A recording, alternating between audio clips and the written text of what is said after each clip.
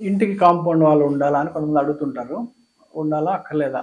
అవసరమా? అనేసి. అయితే ఇంటికి, గృహానికి మన ప్రాచీన గ్రంథంలో చూసుకున్నట్టయితే కాంపౌండ్ వాల్ చెప్పారు మనకి. ప్రధాన గృహం, ఉపగ్రహాలొస్తాయి ఇంటి బయట.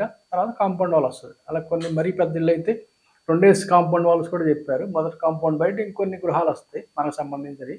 అలా గృహానికి. టెంపుల్ అయితే మీకు 3, 5 అలా ప్రాకారాలొస్తాయి. ప్రాకారం అన్నా, కాంపౌండ్ అన్నా ఒకటే.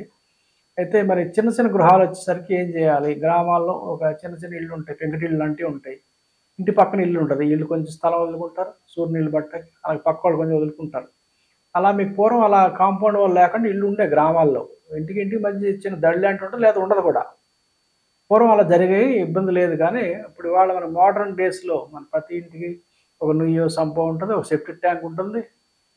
అయన్నీ ఉంటున్నాయి కాబట్టి మీకు అవకాశం ఉంటే ఇల్లు కాంపౌండ్ వాల్ కట్టుకోవాలి. మనం మరీ గ్రామాలు దళ్ళు కడతామంటే పెద్ద స్థలాలంటే వేరు. పల్లెటూరు వాతావరణం దగ్గర పక్కన ఇల్లు లేవనుకోండి మీరు కట్టకపోయినా పర్వాలా. లేదు ఎవరికి సంపలు లాంటివి లేవనుకోండి అప్పుడు కూడా పర్వాలా. చిన్న చిన్న ఇళ్ళైతే. బట్ మీరు కొంచెం పెద్ద ఇల్లండి మనకి పక్కన పరిస్థితి బాగోలేదు, పక్కోడి దోషం రావద్దు అనుకుంటే కాంపౌండ్ కట్టాలి. ఖచ్చితంగా కట్టాలి. మరీ పేదోళ్ళు కట్టలేని పరిస్థితి వేరు గానీ, వాళ్ళైనా సరే కట్టుకుంటే మంచిది. పక్కోళ్ళ సెప్టిక్ ట్యాంకులు, సంపులు లాంటివి ఉన్నాయనుకోండి పక్కిళ్ళల్లో, అప్పుడు మనం ఖచ్చితంగా కాంపౌండ్ కట్టుకోవాల్సిందే.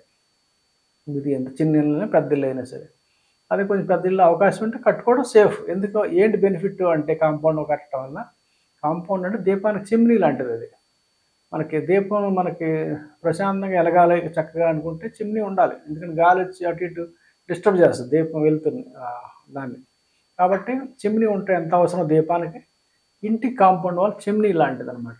కాబట్టి కాంపౌండ్ వాల్ కంపల్సరీగా ఉండాలి. వద్దని అనలేము. అయితే మరి కొంచెం పేదవాళ్ళం అండి కట్టుకోలేని పరిస్థితి ఉంది. మనకు ఊర్లో మాకు ఇల్లే కట్టుకుంటాం.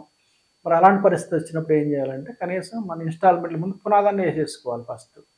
కాంపౌండ్ పునాదేసుకో ఇన్‌స్టాల్‌మెంట్‌లో ఫస్ట్ ఫేజ్ మీరు పునాదేసుకుంటారు. గ్రౌండ్ లెవెల్, ఫ్లోర్ లెవెల్ పునాదేసుకొని తాత్కాలికంగా కొన్నాళ్ళు దడి పెట్టుకోవడం. తర్వాత ఒక దక్షిణ గోడ గాని, పశ్చిమ గోడలను ముందు కట్టుకోవాలి. ఇటు పక్క ఏది దోషం ఉందో అటు పక్క గోడ ముందు కట్టాలి.